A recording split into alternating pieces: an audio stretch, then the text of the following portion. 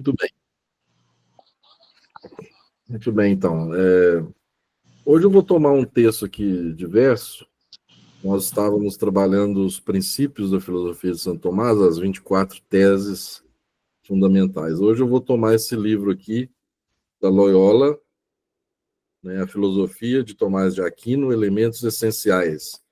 Ele foi publicado recentemente, 2021, da Loyola. Os autores são Ruedi Imbar e Adriano Oliva.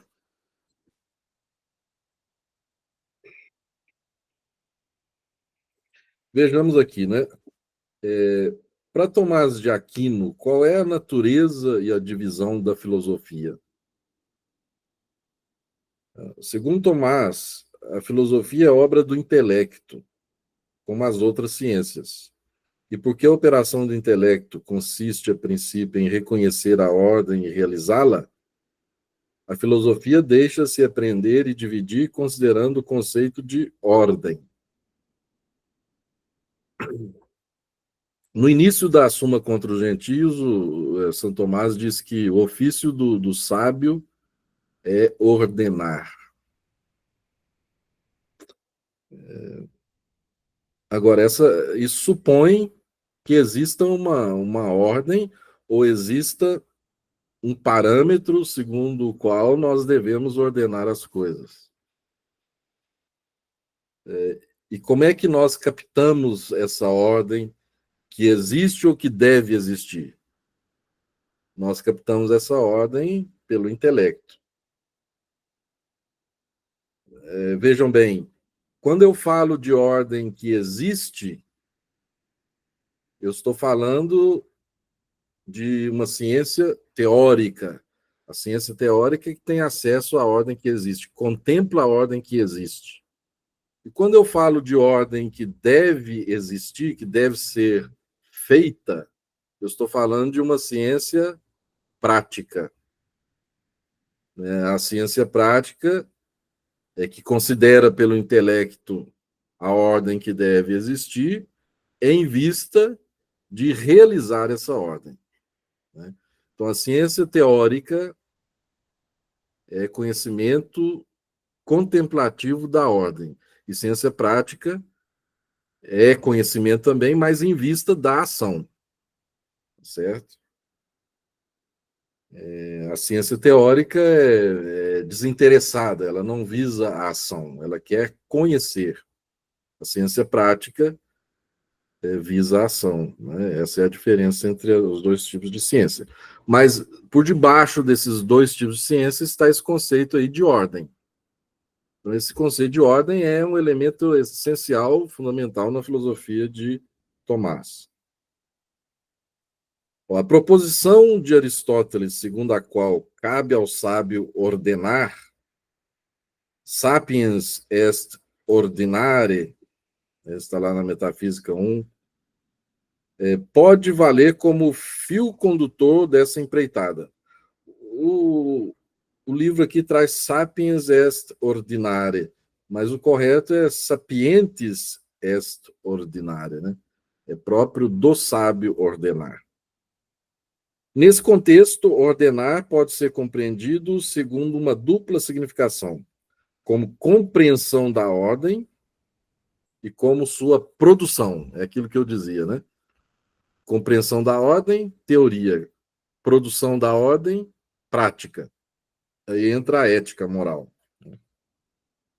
Existe, na verdade, uma relação essencial entre a ordem e o intelecto, pois toda ordinácio, ou seja, toda ordenação, todo ato de ordenar, repousa sobre a atividade de um ser racional.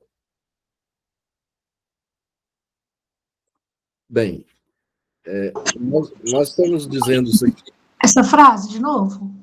Oi? Toda ordem. Essa frase do ser racional, toda ordem. Toda ordenação, todo ato de ordenar, repousa sobre a atividade de um ser racional. Obrigada. Agora, nós dizendo isso aqui, como eu diria, mostra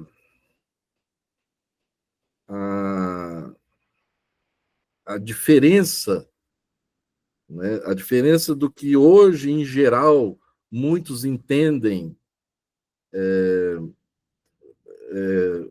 a diferença do que muitos entendem por vida intelectual, né? Porque hoje, em geral, você vai conversar aí com acadêmicos, né? Principalmente nesse âmbito aí das ciências humanas e da própria filosofia, você vai conversar com acadêmicos, eles não têm essa noção que Santo Tomás tinha de que existe uma ordem e de que deve existir uma ordem. Ou seja, existe uma ordem global dentro da qual o ser humano está, e existe, por sua vez, uma ordem que o ser humano, dentro dessa ordem global, deve produzir. Desde os filósofos pós-hegelianos, né, Nietzsche, nós perdemos essa intimidade com a noção de ordem. Para Nietzsche, por exemplo, o mundo é um todo caótico, né? Não existe ordem nenhuma, né? O ser humano está no meio do caos, né? Para o existencialismo, o mundo é totalmente sem sentido. Para a pós-modernidade, ou como outros querem, a tarda modernidade, o sentido que existe é o sentido que você dá à sua vida. Agora, é diferente para Tomás de Aquino, para a perspectiva de Tomás de Aquino. Para Tomás, existe uma ordem geral, a ordem global, que o ser humano pode e deve contemplar pela razão, pela filosofia, pela teologia também. E dentro dessa ordem global, existe uma ordem que o ser humano deve produzir no quadro da sua liberdade.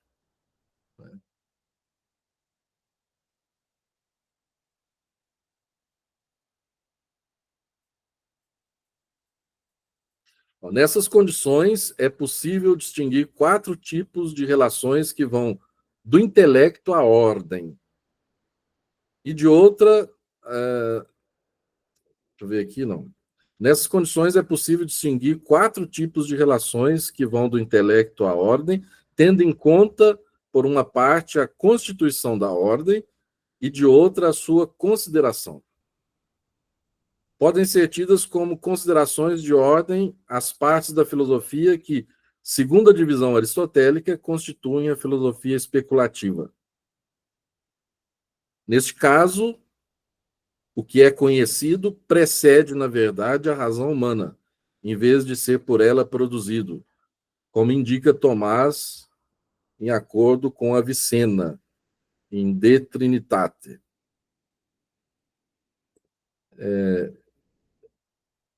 Então, existe uma ordem que precede a razão humana, né? E a razão humana, então, deve descobrir essa ordem. Ele não a produz, ele a reconhece. O intelecto reconhece essa ordem. Então, quando nós reconhecemos a ordem já existente, nós estamos no domínio da filosofia especulativa. Da filosofia especulativa ou da filosofia puramente teórica, não é?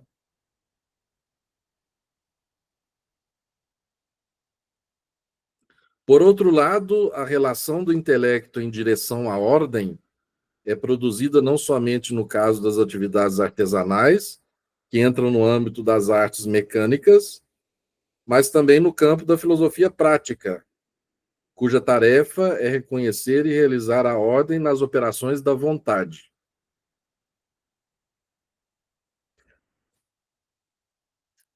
Então, uma coisa é você considerar a ordem, outra coisa é você produzir a ordem. Como que você produz a ordem? Eu posso produzir a ordem através das artes, ou seja, as artes elas vão tomar alguma coisa, algum objeto e transformá-lo. tá certo? É algo que se passa de fora do homem, podemos dizer assim. Mas eu posso produzir a ordem também na minha vontade. Quando eu produzo a ordem na minha vontade, aí eu estou fazendo filosofia moral, ética, tá certo? A ordem na minha vontade vai conduzir o meu agir. Então, eu produzo a ordem para fora, eu estou realizando uma arte. Tem as artes mecânicas, tem as artes também do belo, né? Tem as artes literárias, né? A arte faz parte da arte do belo, etc. Agora, quando eu realizo a ordem em mim, na minha vontade, né? Que vai determinar o meu agir, eu estou realizando a filosofia prática, eu estou realizando, praticando, né, a moral. Então, a moral ela tem uma parte teórica, porque ela deve conhecer, mas essa parte teórica é toda voltada para a ação, para a produção da ordem. A lógica pode ser igualmente descrita como uma atividade ordenadora do intelecto. Então, a lógica, nesse sentido, é uma arte. Para obter uma visão de conjunto das disciplinas, Tomás combina a divisão estoica da filosofia em lógica, ética e física, racionales, morales, naturales, transmitida por Agostinho, com a bipartição aristotélica em filosofia especulativa e prática. Além disso, ele divide esses dois ramos em física, matemática e metafísica, por uma parte, e ética, economia e política, por outra.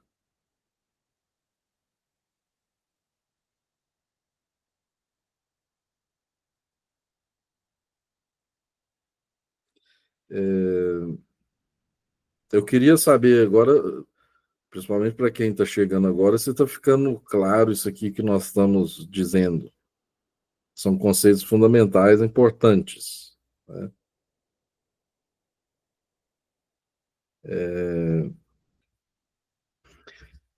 Que eu julgo mais importante aqui é isso. Saber que o conceito de ordem é central na filosofia de Tomás, e saber que quando eu descubro a ordem, eu estou fazendo uma ciência, eu estou realizando uma ciência teórica, especulativa. Quando eu produzo a ordem, eu estou realizando uma arte ou uma ciência prática. A arte diz respeito àquilo que se dá fora de mim. Eu tomo um objeto e o transformo. Né? Ou pode se dar também dentro de mim, mas como ordenação apenas do intelecto, como é a lógica. A lógica, nós vamos ver se der tempo, né, em outra ocasião, a lógica ela tem uma face de arte, porque ela é uma produção, né, é uma produção de regras que dirigem a razão, né, mas ela tem uma face também de ciência, porque ela é reconhecimento de princípios que existem independentes de nós. Né? Isso é a lógica. Agora, quando eu transformo a mim mesmo, e quando é que eu transformo a mim mesmo? Pela vontade. Quando eu toco na minha vontade, aí eu transformo a mim mesmo. Eu não me transformo, vamos dizer assim, só pelo intelecto. Né? Para eu me transformar, eu tenho que tocar a minha vontade. Aí eu estou fazendo filosofia prática, moral, ética.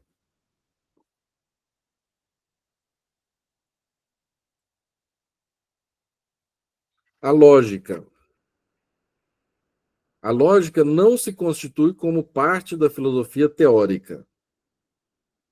Ela é, antes de tudo, um instrumento a serviço das outras ciências e manifesta a natureza reflexiva do intelecto e da razão. A razão volta sobre si mesma, né? Ela volta-se sobre si mesma. Na verdade, ela pode ser interpretada como uma reflexão do intelecto e da razão sobre os seus próprios atos. Tomás a identifica com o órgão do Estagirita, o órgão de Aristóteles. Tal como Tomás apresenta, sua divisão interna se funda sobre as 3 operações da razão e manifesta uma perfeita correspondência entre as atividades da razão e a ordem dos escritos lógicos de Aristóteles. Quais são as 3 operações da razão? É a simples apreensão, tá certo? O juízo e o raciocínio. Essas são as 3 operações da razão. Então, as categorias de Aristóteles são dedicadas à primeira operação da ratio, a compreensão dos conceitos, ou a simples apreensão. O tratado sobre a interpretação, também de Aristóteles, aborda a segunda operação da razão, né, que é o juízo, quando você afirma ou nega alguma coisa de alguma coisa, né? Atribuição afirmativa ou negativa de um predicado a um sujeito. Quando eu afirmo, eu realizo a compositio, né? Eu componho um sujeito com determinado predicado. Quando eu nego, eu realizo a divisio, a divisão, né? Eu separo o sujeito do predicado. Então, atribuição afirmativa ou negativa de um predicado a um sujeito, enquanto as diferentes formas de raciocínio que advêm da terceira operação e da razão são objeto de outros escritos do órgão. Então, o órgão de Aristóteles é uma obra fundamental, né? Nela, nós podemos ver, Tomás via assim, o tratamento das 3 operações da razão. A tripartição do órgão reflete os graus de certeza e de fiabilidade da argumentação. A certeza do silogismo, tema em questão nos 2 analíticos, e que vem da parte judicativa da lógica, repousa sobre a sua forma, sobre a figura do raciocínio, ou sobre a sua maneira, sobre as necessidades das premissas. Na parte inventiva da lógica, contrariamente, não se encontra nenhuma certeza absoluta do julgamento, mas as proposições que se encontram são de ordem da probabilidade. Aristóteles trata isso nos tópicos. Da conjuntura, né, suspitio e retórica.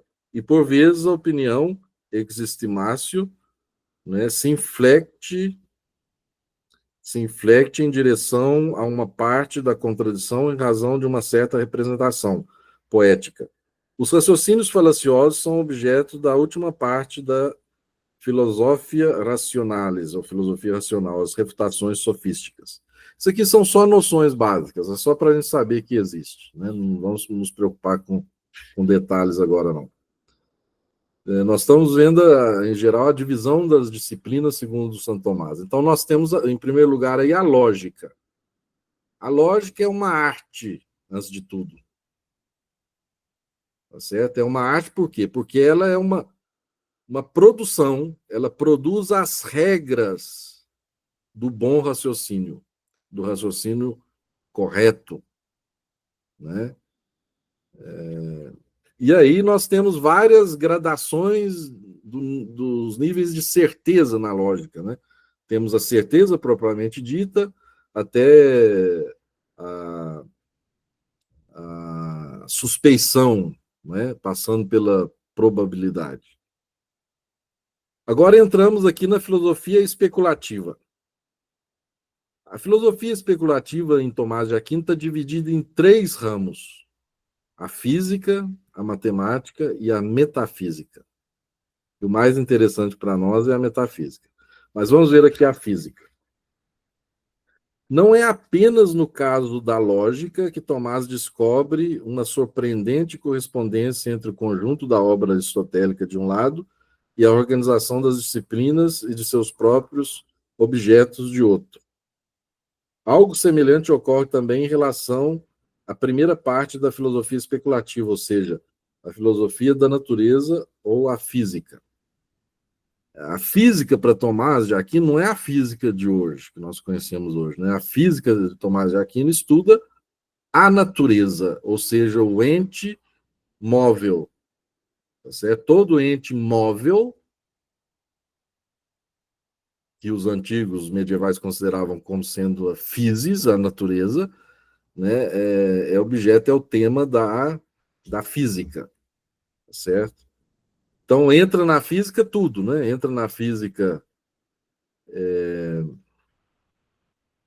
Na física que, como Tomás de Aquino entende, entra tudo que se move de alguma maneira. Até o homem entra na física, tá certo?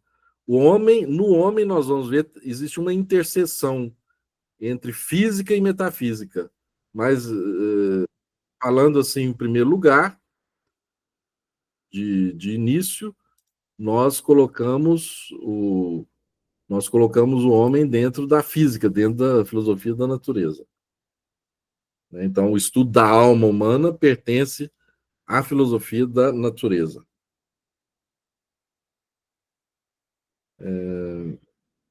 Tomás expõe a sua concepção de física de modo detalhado no prólogo ao seu comentário à obra de Aristóteles. As três partes da filosofia especulativa se distinguem em função das relações de seu objeto para com a matéria. Enquanto a metafísica estuda os objetos perfeitamente independentes da matéria, os objetos das matemáticas são apreendidos por meio da abstração da matéria, mas existem no mundo material. E, finalmente, os objetos da física contêm um ser que depende da matéria e que não pode ser definido sem a matéria. E como tudo que é ligado à matéria é mutável, o ser mutável, ens mobile, se encontra como objeto da filosofia da natureza.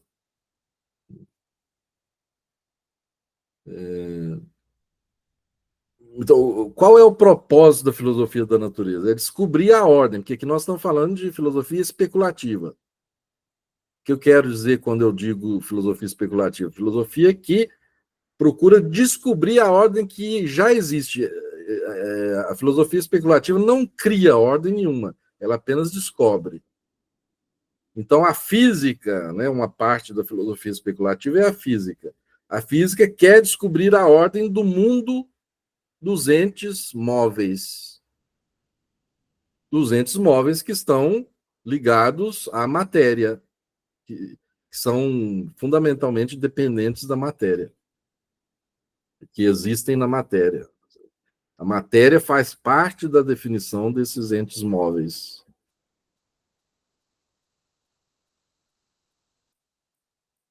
A ordem sistemática dos escritos aristotélicos de filosofia natural reflete a ordem sistemática das próprias disciplinas.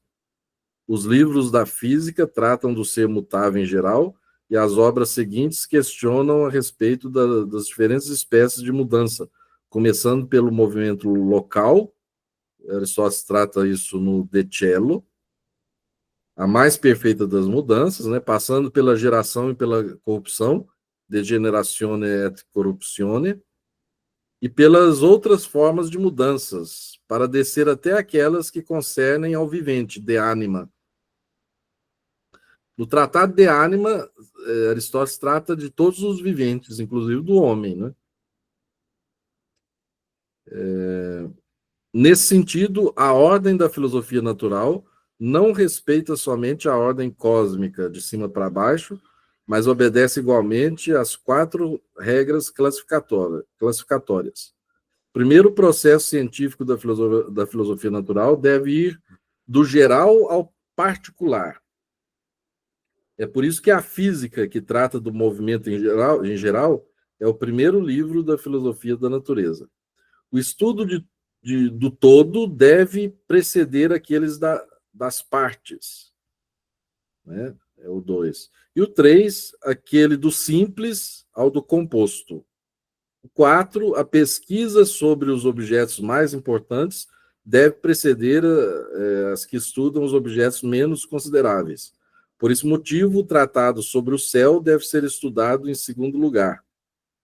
Assim procedendo e progredindo per modum concretionis, ou seja, do mais ao menos geral, a filosofia da natureza se conclui em uma reflexão sobre o ser animado. Para Tomás, não há dúvida de que o conhecimento da alma é o objeto do filósofo da natureza ou do físico, mesmo que seja de grande utilidade para a ética e a metafísica. Padre, Sim, posso fazer um comentário sobre isso? sim, sim. Tem um autor aqui, que eu estou até com a citação aqui, que ele diz o seguinte: a psicologia é ciência anfíbia. Enquanto estuda as potências da alma, que tem por suporte o corpo, é parte subjetiva da física geral. Enquanto estuda as potências espirituais da alma, a saber, a inteligência e a vontade, é parte potencial já da metafísica, que é ciência una. Não sei se o senhor concorda com isso. Não, concordo, sim. Veja bem, na definição do ser humano entra a mobilidade e a matéria móvel. Então, por isso que cai sobre o estudo da física, né? Mas quando nós vamos conhecendo a peculiaridade da alma humana, nós vemos que o homem extravasa o conceito do físico, do móvel físico. Então, por isso que eu disse no início, há uma interseção aí entre física e metafísica no estudo do homem. Eu concordo com ele, sim.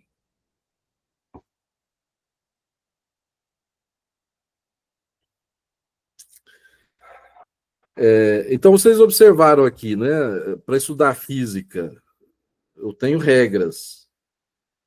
Né? A primeira regra é ir do mais geral ao particular. Então, o que é mais geral nos entes móveis? Eu tenho que identificar isso. Né? A segunda regra aqui, o estudo do todo deve preceder ao estudo das partes. A terceira regra, o estudo do simples deve preceder ao estudo do composto, que é mais simples. Né? No caso de Santo Tomás, ele pensava que o mundo supralunar fosse mais simples. Né? Porque o mundo supralunar seria, na visão de Tomás, constituído de éter, seria incorruptível. Ao passo que o mundo sublunar seria constituído dos 4 elementos: água, ar, terra e fogo. E tudo seria corruptível. Né? E a quarta regra, a pesquisa sobre os objetos mais importantes deve preceder a pesquisa sobre os objetos menos importantes. Bem, eu estou falando muito aqui, agora eu quero ouvir alguma reação de vocês. O Eduardo já falou alguma coisa. Para quem isso aqui está soando novidade absoluta, assim, está meio perdido, só para a gente tentar ordenar as coisas.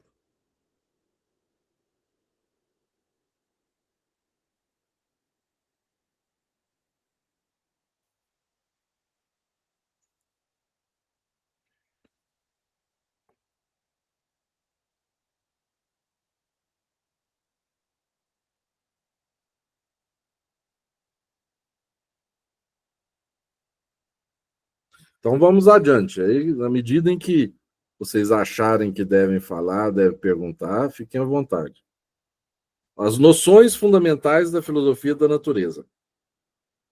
Em um escrito do início de sua carreira intitulado Os Princípios da Natureza, Tomás apresenta de maneira bastante concisa os conceitos fundamentais da filosofia da natureza, que ele aprofundará e elucidará mais tarde em meio a seus comentários a Aristóteles.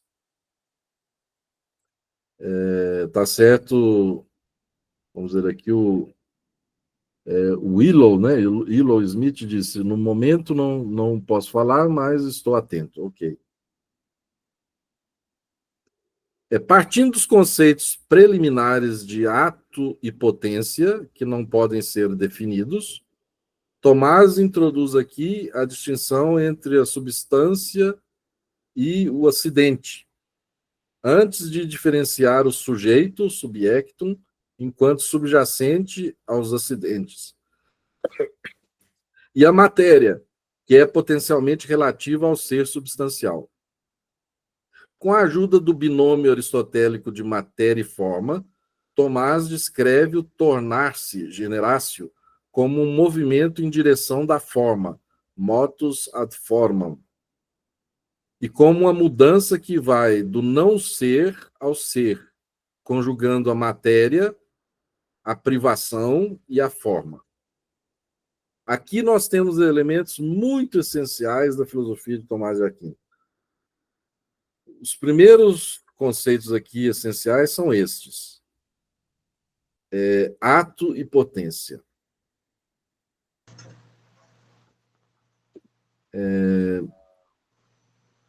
A Maria Emília levantou a mão, pode falar. A Emília Maria.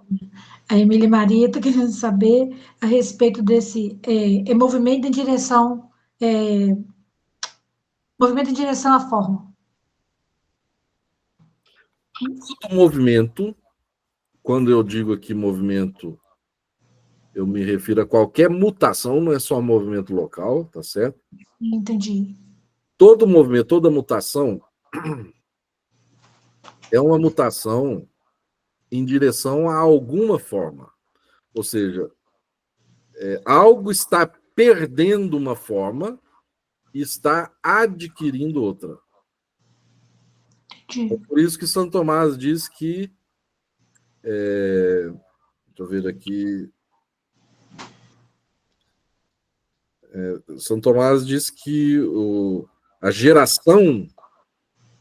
O que é a geração? O que ele chama de generatio? A geração é uma mutação para uma nova forma, ou seja, um novo ser ali está sendo gerado. Vamos dar exemplos, né, para ficar claro. Se eu tenho uma árvore, né, e eu pego a árvore e vou fazendo da árvore uma mesa, o que está acontecendo ali? Uma geração da mesa. A corrupção da árvore e a geração da mesa.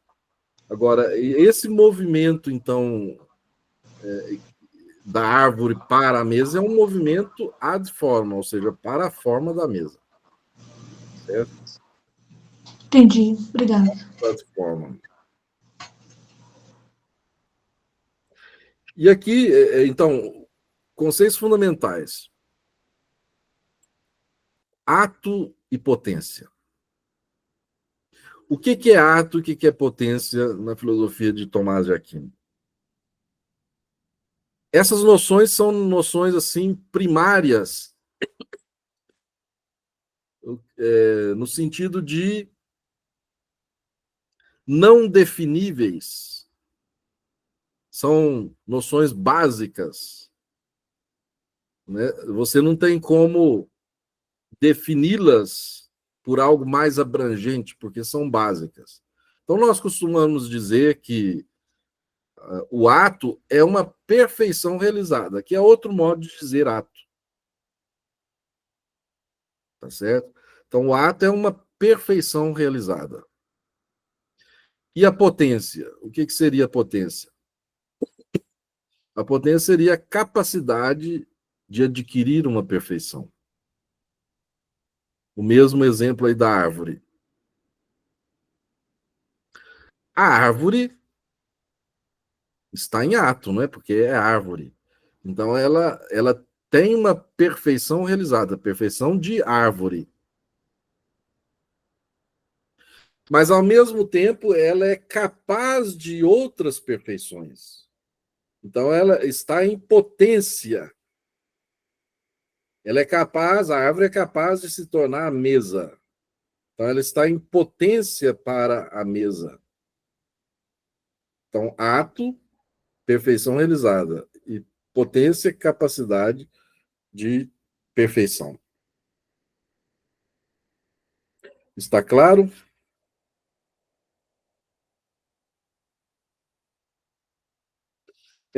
Outra coisa importante aqui, não é? Tomás diz que esse movimento, esse motus ad formam, que chama de generatio, geração, ou seja, o aparecimento de um novo ser, esse movimento conjuga a matéria,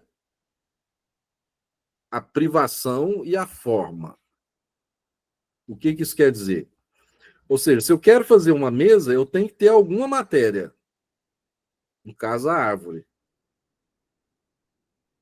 Eu tenho que ter, claro, evidentemente, para fazer a mesa, eu tenho que ter a privação da forma da mesa na matéria. Então, a matéria que eu tomo, que é a árvore, não tem forma de mesa, então, privação. E depois eu tenho que ter a forma da mesa. Eu tenho que ter a forma da mesa na minha mente. Tá certo? Para fazer a mesa. Então, é matéria, privação e forma. Nesse caso aqui, eu produzo a mesa, né? Mas na maioria dos casos é a própria natureza que produz os seres, né? Os novos entes. Mas o esquema é o mesmo. A natureza parte de uma matéria em que há privação da forma final, né? E depois a própria natureza gera a forma final. Então, a matéria com a privação e depois a forma que aquela matéria adquire, né? A forma final. Tem também aquele negócio, padre, de ato primeiro e ato segundo, né? Em forma e operação. Ah, sim. Aí já é um caso, já é um aprofundamento, né?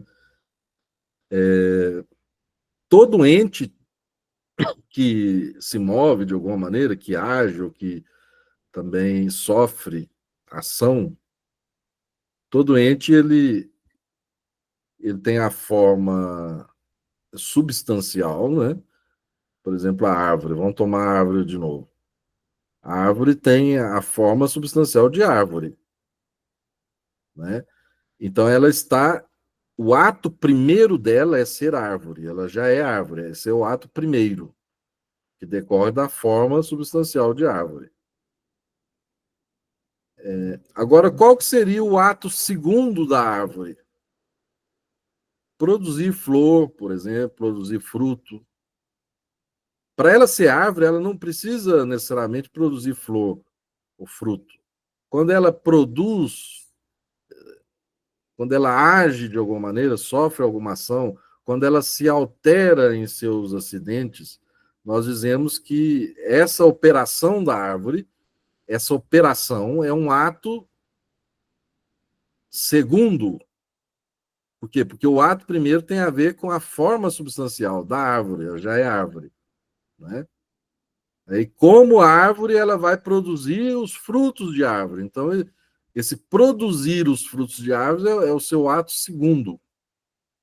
Tá certo?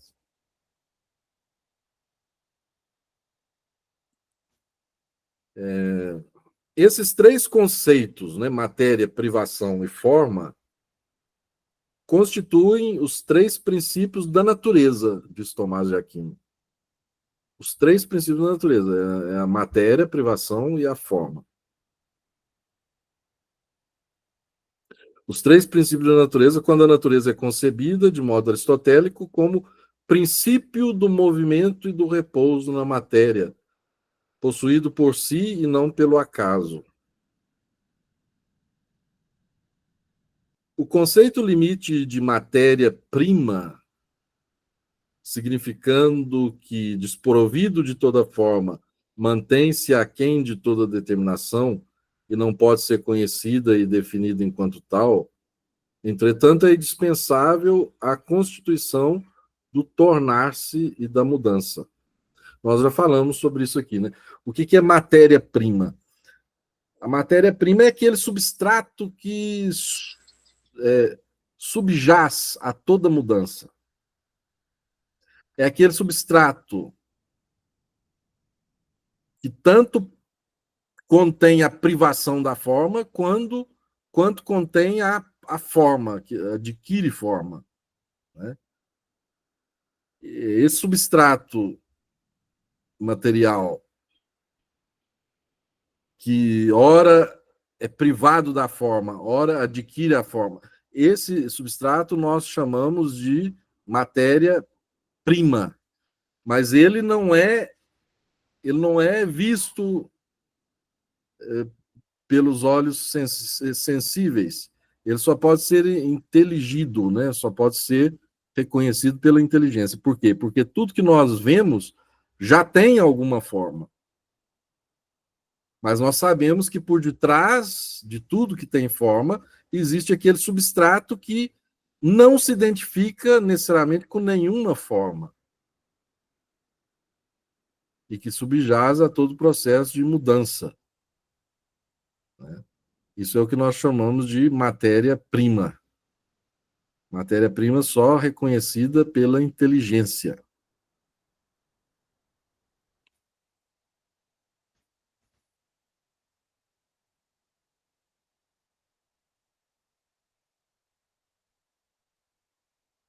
Então, o conceito limite de matéria-prima, significando que desprovido de toda forma, mantém-se aquém de toda determinação e não pode ser conhecida e definida enquanto tal. Entretanto, é indispensável a constituição do tornar-se e da mudança. A elucidação do tornar-se, ou seja, do devir, fundamental para a filosofia da natureza, também pressupõe o conceito de causa. Pressupõe o conceito de causa. Certo? Que cobre 4 aspectos segundo o ensinamento do Estagirita. O Estagirita é Aristóteles, né? Então, nós temos causa material, formal, eficiente e final. Se há mudança, não é? O mundo da natureza é o mundo do ente móvel. Então, se há mudança, deve haver a causa da mudança. E Aristóteles identifica 4 causas fundamentais. Quais são essas causas? A causa material, ou seja, de que a coisa é feita, né? A causa formal, ou seja, o que é a coisa, a causa eficiente, ou seja, o que fez a coisa, e a causa final, ou seja, para que a coisa existe. Então, são 4 causas que nós podemos descobrir nesse processo de mudança.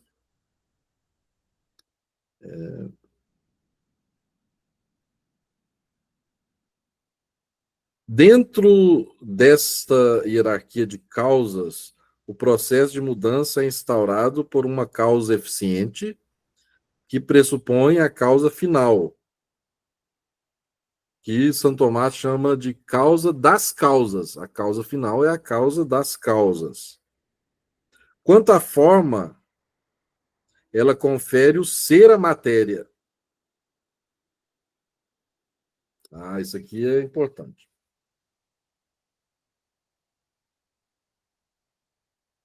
Então, quem é que instaura o processo de mudança? Quem é que instaura o processo de mudança nas coisas? A chamada causa eficiente. Mas como o mundo de Tomás de Aquino é um mundo da ordem, né? Toda mudança existe para alguma coisa.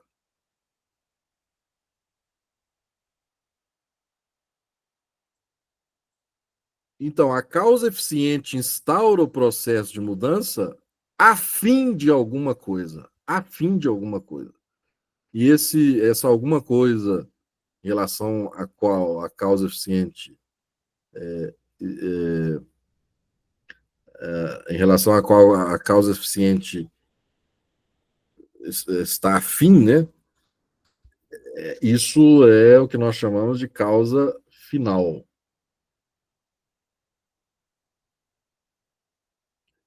Né? Tomás diz que é a causa das causas. Porque sem a causa final, a causa eficiente não agiria.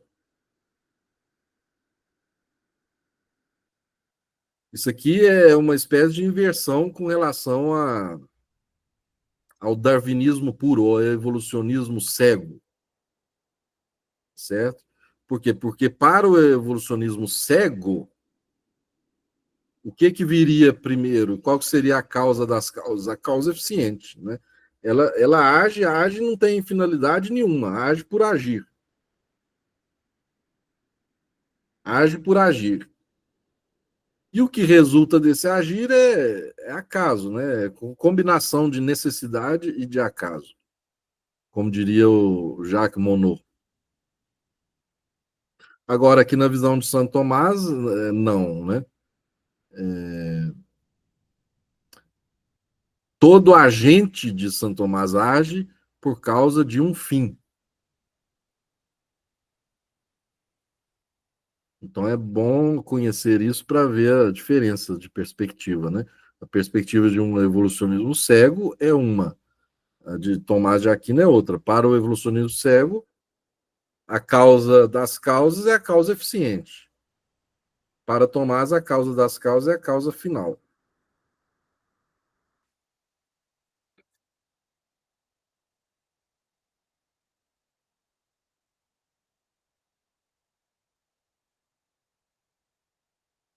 Vamos tomar como exemplo aqui a aranha, né? A aranha age para quê? Tomás diria para alcançar um fim, para alcançar a realização da sua vida, da sua natureza, né? A operação, para operar segundo a sua natureza, para produzir a teia de aranha, para apreender insetos, para se alimentar, para se reproduzir, etc. Então, existe uma causa final, um para quê. Né?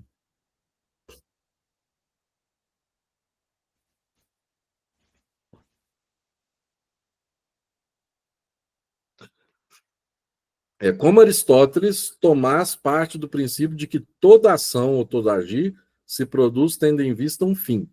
É aquilo que eu disse, né? Omne agens agite propter finem. Ou seja, todo agente age por causa de um fim. Pois um determinado efeito não pode ser atingido sem que um determinado fim lhe seja proposto.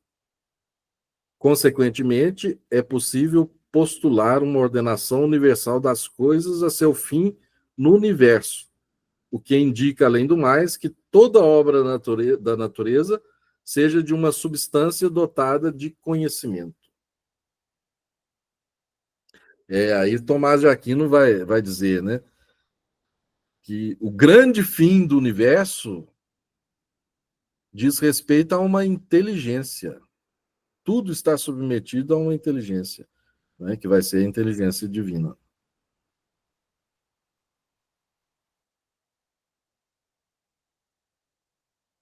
Então, mesmo os agentes que agem sem terem conhecimento por si mesmos, são agentes não dotados de conhecimento, né? Como a aranha, por exemplo, elas agem em busca de um fim e em virtude de uma inteligência que as predispôs a agir daquele modo.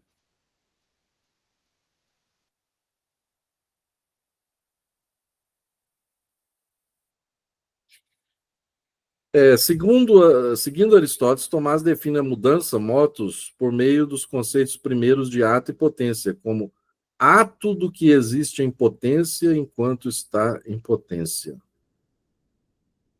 Essa é a definição do movimento, vejamos. Ato do que existe em potência enquanto está em potência. Ou seja, a mudança, o movimento, é uma transição da potência para o ato, ou seja, não é mais uma simples potência, porque já começou a realizar algum ato, mas ainda não é o ato final. Para o ato final, a coisa ainda está em potência. Então, ele diz, né? É o ato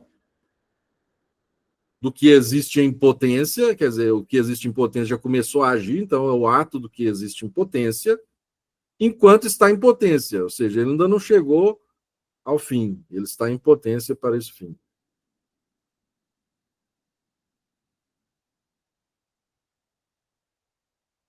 Sobre a base da distinção categorial em substância, qualidade, quantidade, lugar, é possível distinguir 4 tipos de mudança: o tornar-se e a corrupção,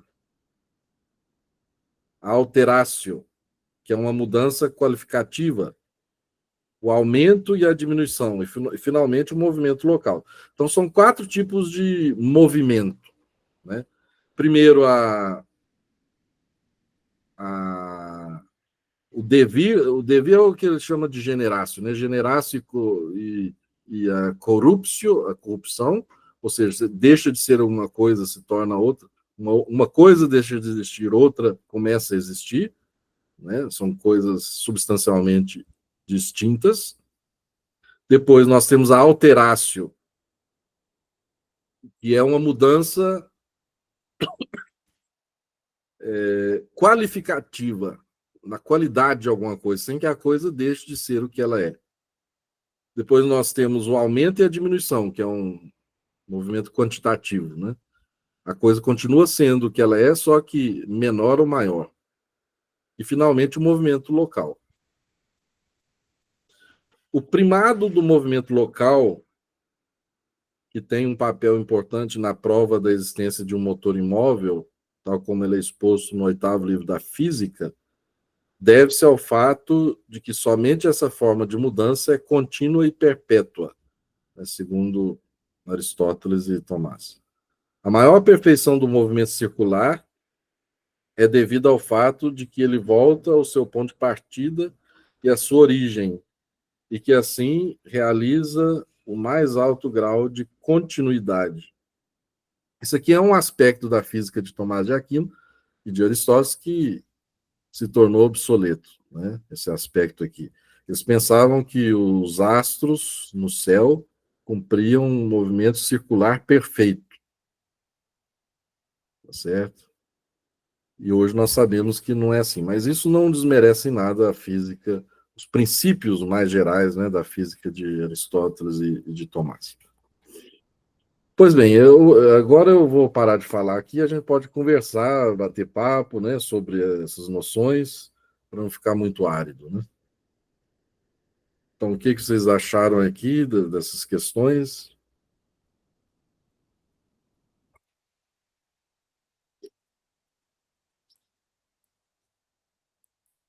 Tem umas perguntas no chat aí, padre. Ah, tá, vou ver aqui, eu esqueço de olhar.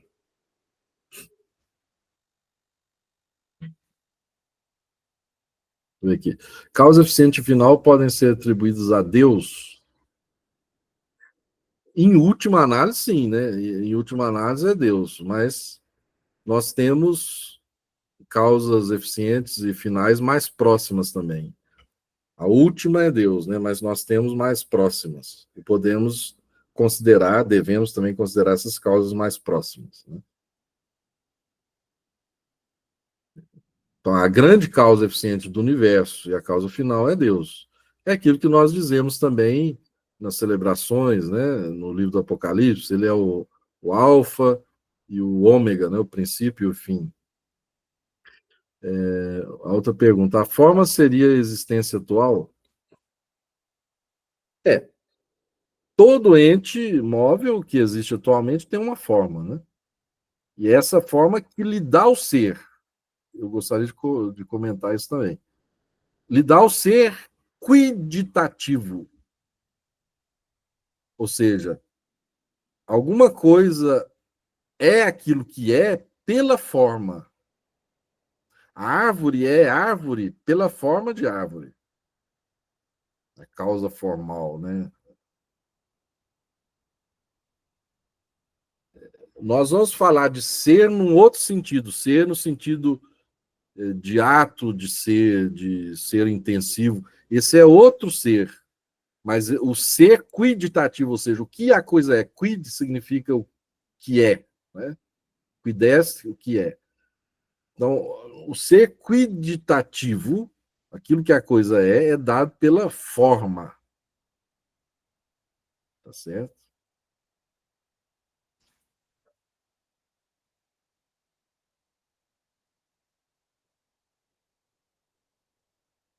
Vamos ver aqui. Existe uma diferença entre essa forma quantitativa e o formato?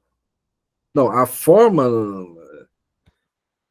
Pode tirar esse quantitativo aí, né? Você perguntou. Existe alguma diferença entre a forma quantitativa e o formato?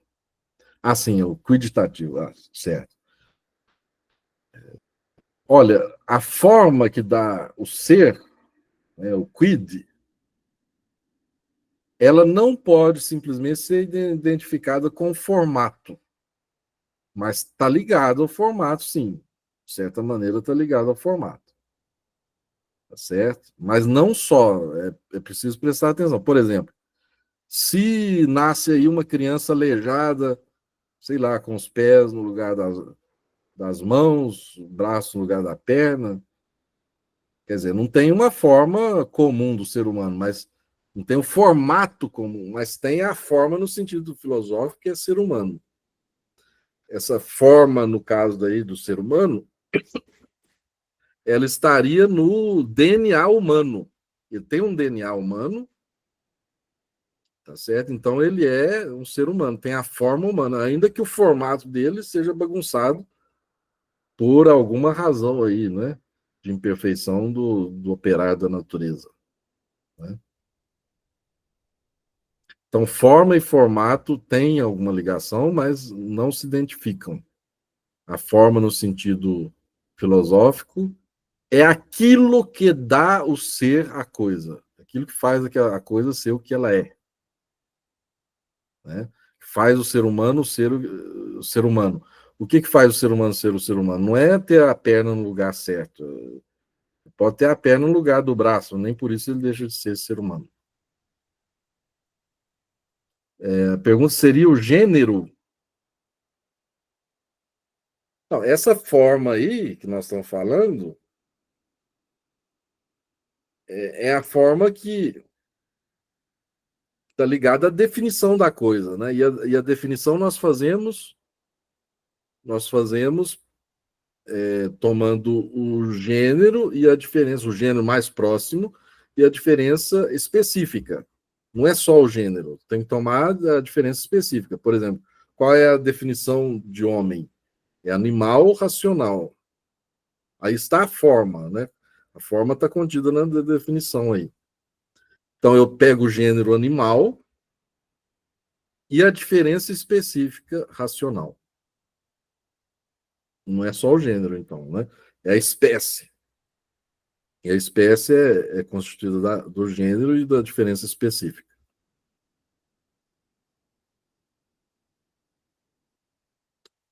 Mais alguma questão?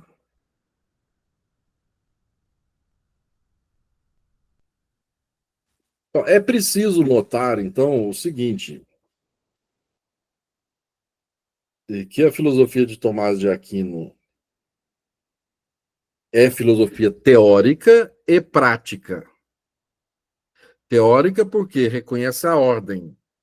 Prática por quê? Porque procura produzir a ordem.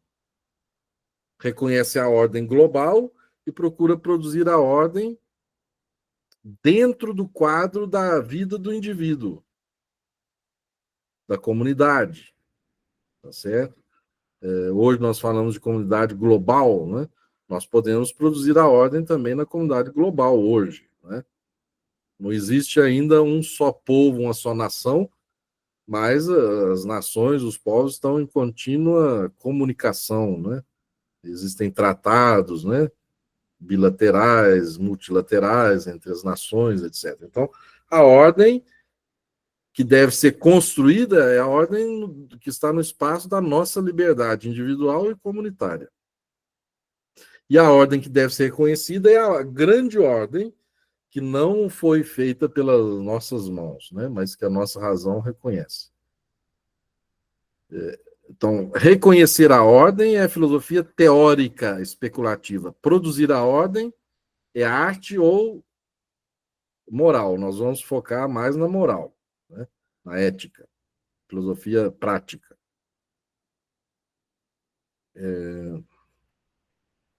Reconhecer a ordem. Como nós reconhecemos a ordem? Há 3 grandes ciências especulativas para reconhecer a ordem. A primeira é a física, que nós começamos a ver em linhas gerais. Depois é a matemática. E depois é a metafísica. A metafísica é a mais importante de todas. Deixa eu ver aqui, o Eduardo está perguntando. No começo, o senhor disse que a ordem exterior é relativa às artes e a interna é a moral. Mas aí, na moral, o autor inclui a política e a economia, que são coisas externas ao homem. Bem,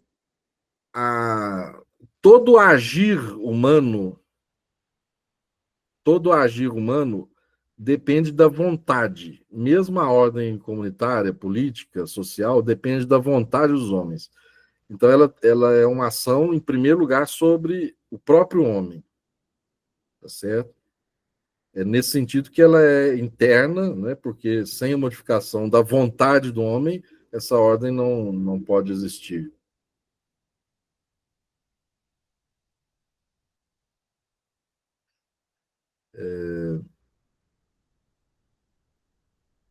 Então, basicamente é isso. É porque se trata de uma modificação de um trabalho feito sobre a vontade. É claro que disso vão decorrer obras exteriores, mas o foco é a vontade, enquanto que na arte o foco não é a vontade, o foco é alguma coisa que você faz, pode fazer bem ou mal, mas que não muda a qualidade da sua vida. A qualidade que eu digo, a qualidade no sentido de a qualidade moral da sua vida, né? Não muda, a arte não muda a qualidade moral da sua vida, a política muda, tá certo? A política muda porque é uma ação sobre a sua vontade, né? Vontade individual e comunitária.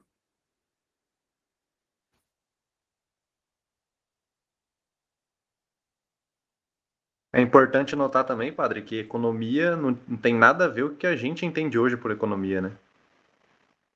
É. Exato. A economia, né? A origem etimológica da palavra economia tem a ver com casa, né? Oikos em grego é casa. Então, a administração da casa.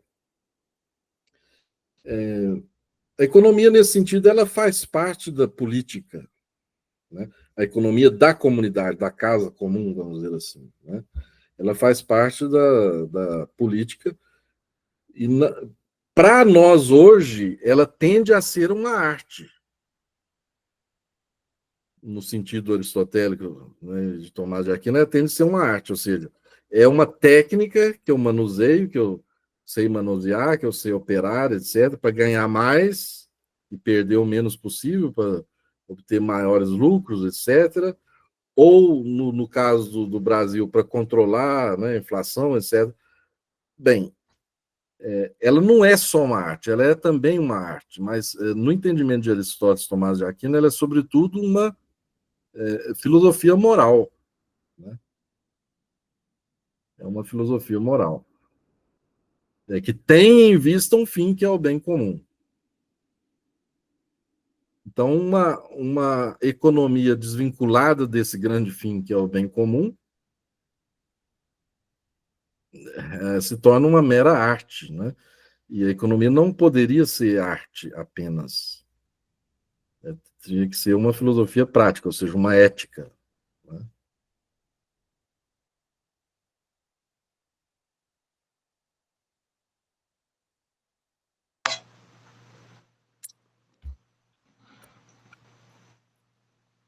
Mais alguém?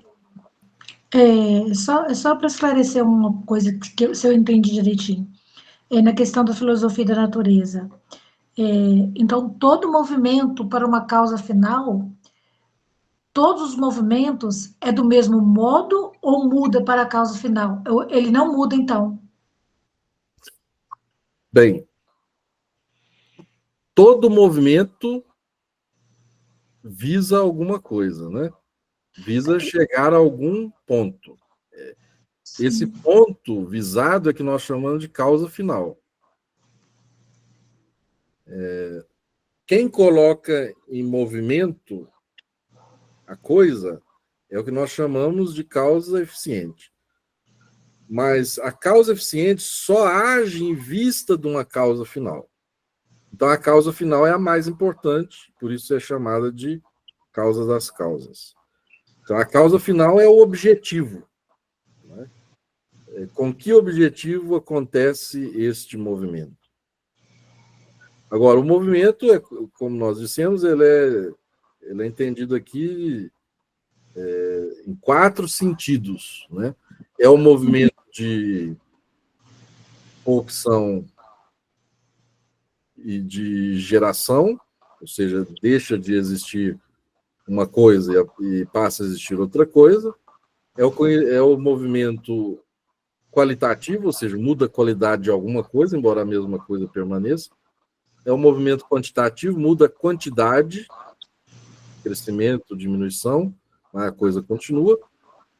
E o último movimento é o movimento local. Mas todos eles têm uma causa eficiente e têm uma causa final também.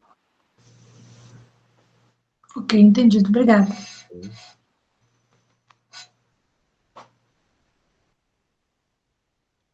É interessante, me veio na mente aqui agora, não sei se tem alguma coisa a ver, né?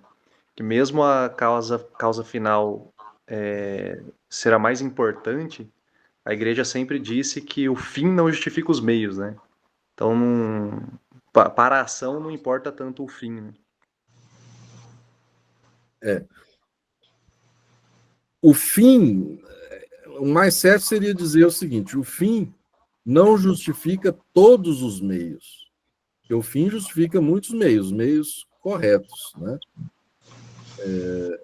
Agora não justifica os meios incorretos, ou seja, os meios que lesam o bem, né? Então esses meios não podem ser justificados. Mas, vamos dizer, tirando esses meios aí, o fim justifica todos os outros meios.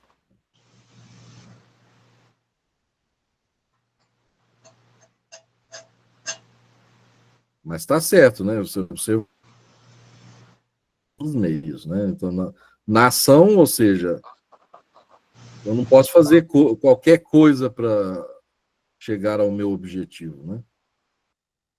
Eu tenho que fazer a coisa respeita. Eu só posso me valer de meios que respeitem o bem, né? O bem aqui e agora. E para eu descobrir o bem, aí já é outra história, né? Para eu saber o que é bem e mal, aí nós temos que fazer todo o discurso da filosofia prática, né? Da ética, da moral.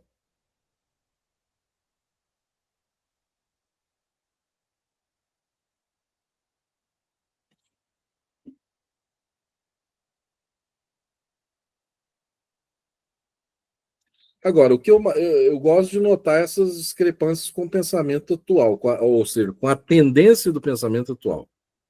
A primeira grande discrepância é que a filosofia de Tomás de Aquino está baseada na ordem, e hoje não existe ordem. Se pensa como se ordem não existisse, né? A outra coisa é essa da causa final. A filosofia de Tomás de Aquino entende que a causa final é a principal das causas, e hoje se pensa, a tendência é essa, como se não houvesse nenhuma causa final. Porque a única causa final que há seria a causa final no mundo humano que o ser humano mesmo inventa, um fim que o ser humano mesmo inventa por si mesmo. Né? Na natureza, em geral, não haveria nenhuma causa final. É o que Jacques Monod defende, né? Segundo Jacques Monod, o mundo da natureza, o movimento da natureza, tudo, a produção de novos seres, a evolução, etc. Como que isso acontece? Ele diz, por acaso e necessidade. Né?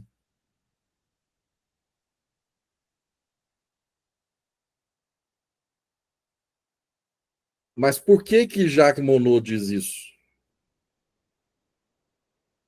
Ou por que a tendência do pensamento do nosso tempo diz isso? Porque eliminaram a inteligência, fizeram da inteligência um subproduto da evolução. E para Tomás de Aquino, a inteligência é o que há de mais originário. A inteligência é aquilo que não pode ser negado. A inteligência é aquilo que, negando-a, se cai necessariamente em contradição. Isso esse movimento atual não faz. Por exemplo, se eu quero afirmar a absurdidade de todas as coisas, eu escrevi um pequeno artigo sobre isso, eu até posso colocar no grupo lá depois. Se eu quero afirmar que tudo é absurdo,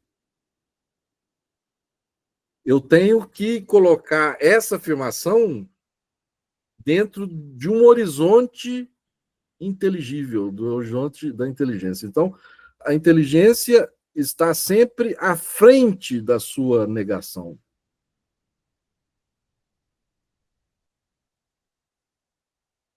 A inteligência é inegável, ou seja, a inteligência é um transcendental, não se pode ultrapassar a inteligência, não se pode negar a inteligência. Mas isso as pessoas não veem, né? Ou seja, elas continuam a escrever artigos, belos artigos, para negar a inteligência. Com o quê? Com o que elas negam? Com a inteligência. Né?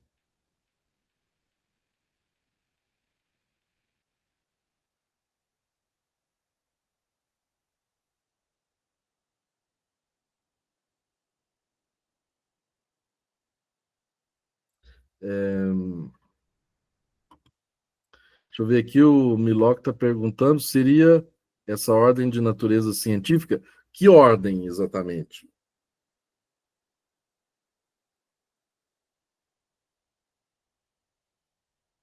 Aqui eu não sei que ordem a que você está se referindo.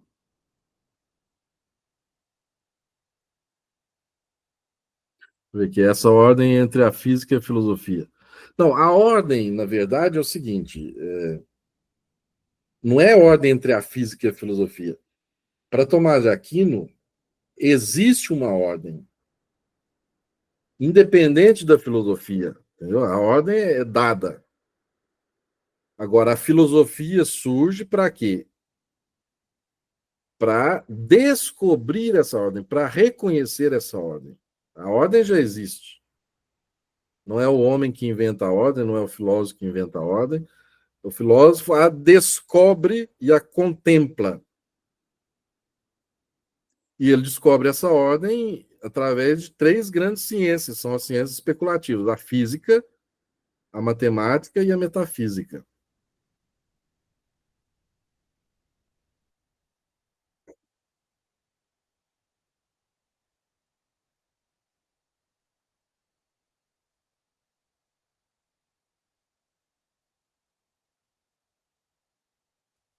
Mais alguma questão? Ô, padre, as quatro causas de Aristóteles continuam intactas ainda hoje, né? Autores, filósofos tentaram derrubar, mas não adiantou nada, né?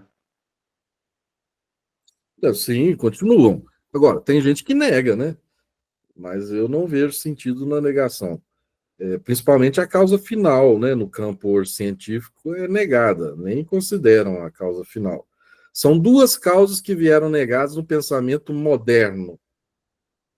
A causa final e a causa formal. Essas duas causas vieram negadas. Nós fizemos referência a isso indiretamente numa aula passada, aí, no encontro passado, em que dissemos que, por exemplo,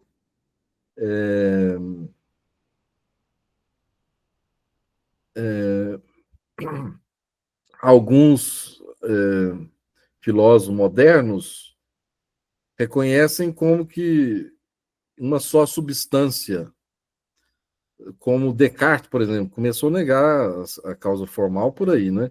Descartes vai dizer que todo mundo físico é uma só substância, que ele chama de res cogitans. Não, perdão, que ele chama de res extensa, né? Chama de res extensa. A partir daí, a forma foi sendo cada vez mais negada. Mas hoje a forma é redescoberta, principalmente pela biologia, que é a ciência top hoje, né? Se a física foi top durante séculos, né? Até recentemente, hoje a ciência top, ou seja, a ciência elucidativa, né? A ciência mais elucidativa, mais interessante, vamos dizer assim, é a biologia, né? Tem sido a biologia. E a biologia tem afirmado a importância da forma, certo? E até um físico, deixa eu ver se eu acho aqui o nome, só um momento, um físico escreveu um livro sobre o Uno. Um físico escreveu um livro sobre o Uno. Ou seja, o Uno é aquilo que dá a forma de todas as formas no universo, né? E o Uno atua em cada forma particular, forma específica. Ou seja, cada coisa tem uma unidade em vista da forma. Então, esse físico escreveu um livro, né, intitulado The One, ou seja, o Uno, e ele diz como subtítulo, né, o Uno é o futuro da física. Então, essas causas, né, a causa formal e a causa final, que foram negadas, amplamente negadas no pensamento moderno, na física moderna, essas causas têm sido recuperadas hoje, né?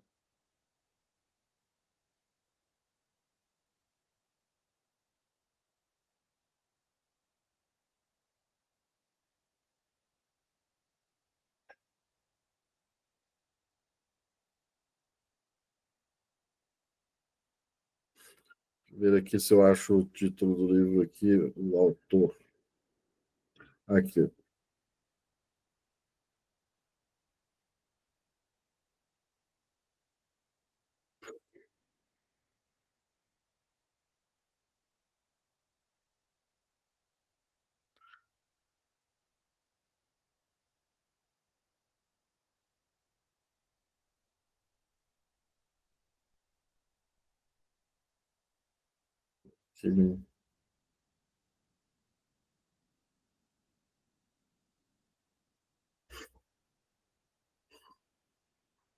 Aqui, eu tenho a tradução italiana, né? Heinrich Paz, é um alemão. Uno, a ideia antiga que contém o futuro da física, né? Uno, a ideia antiga que contém o futuro da física.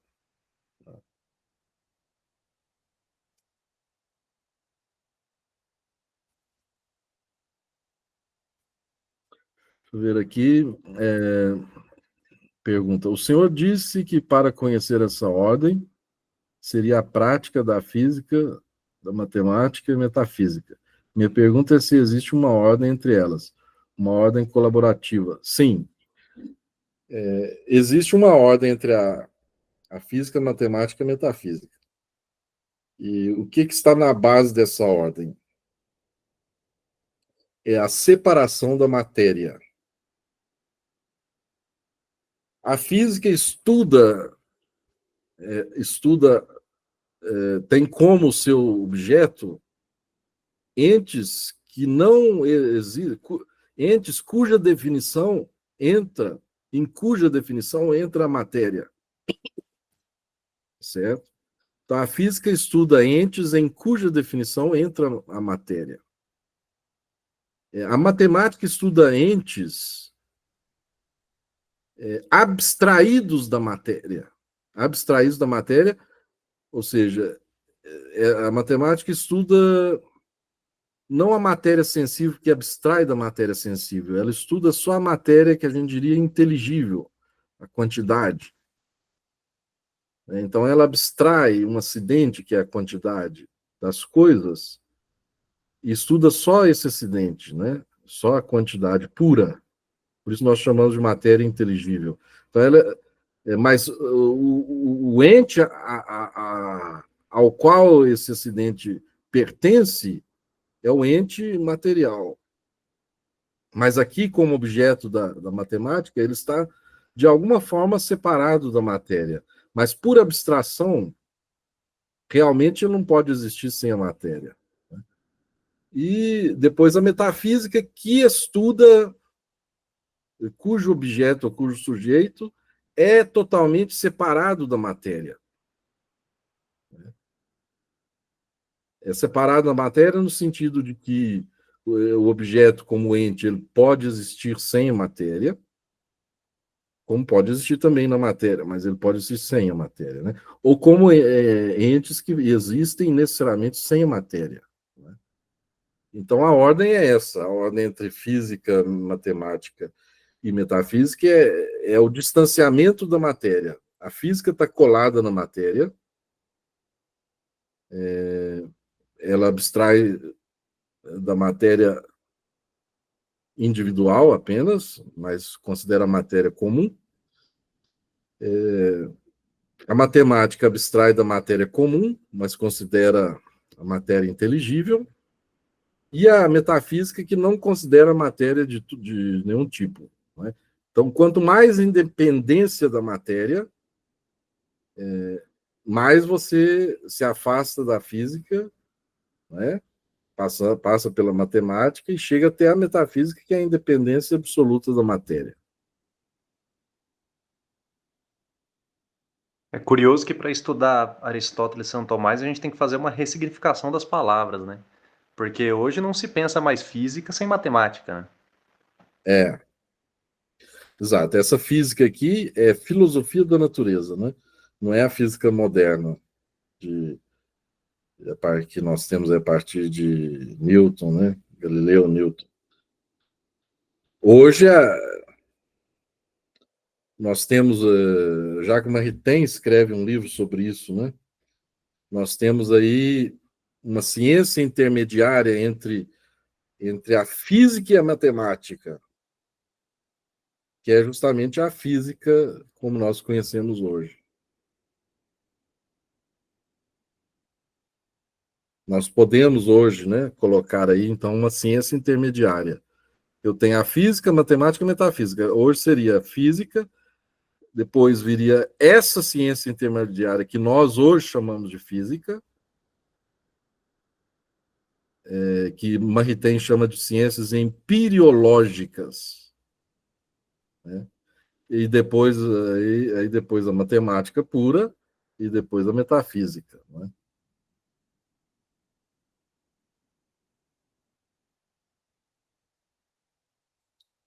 Deixa eu ver aqui. Seria correto dizer que a métrica científica da metafísica seria a linguagem.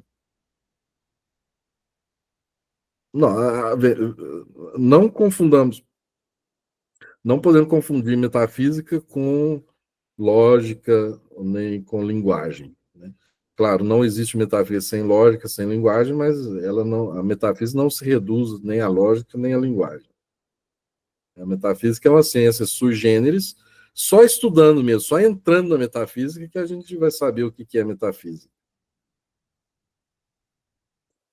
Deixa eu ver aqui, ok. Preciso sair, foi uma excelente aula, parabéns. Ok. Walter, tá bem, Walter. Já está ficando tarde, né? Nós também vamos encerrando aqui, se ninguém tiver mais nenhuma questão, podemos encerrar.